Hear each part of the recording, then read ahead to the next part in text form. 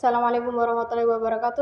Honorable to Mr. Dr. Haji Hanifuddin Mahadun MAGM, Dr. Khairatul Hidawati MPD as the Director of Lawyering Engineering School, Honorable Boarding School Foundation, and Honorable to Mrs. Zumratul Hasana as the Headmaster of Library Fida Junior School, and respectable to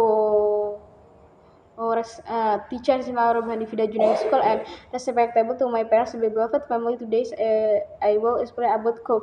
Cough is the mechanism body respiratory system disorders respiratory tract object interact certain stimuli are just respiratory symptoms influ or asthma TBC, upper stimulation food animal hair pollen or flower, upper part respiratory tract acute or chronic. Acute is the not more than 3 weeks thereon, and gastroesophageal reflux disease or GERD.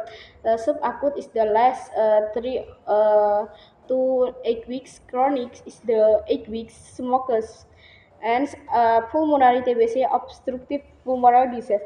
Less improve significantly 2 weeks, not improve within the time.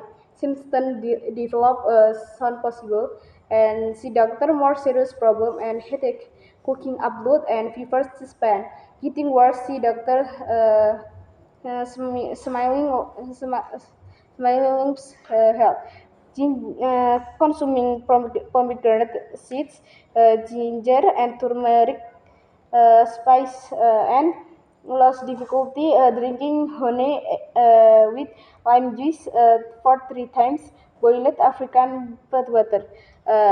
Batu ini bukan gejala, yaitu seperti peradangan pada tenggorokan atau biasanya bisa jadi akar dari bisa di awal-awal ada gejala flu, asma, dan TBC. Biasanya ini menyerang anggota pernafasan. Rata-rata paling akut itu adalah 3 minggu, dan subakut itu 3-8, dan kronis itu 8 minggu.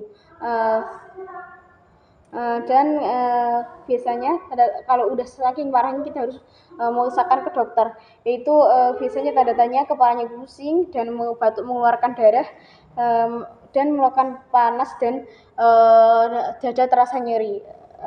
Caranya itu meminum madu dengan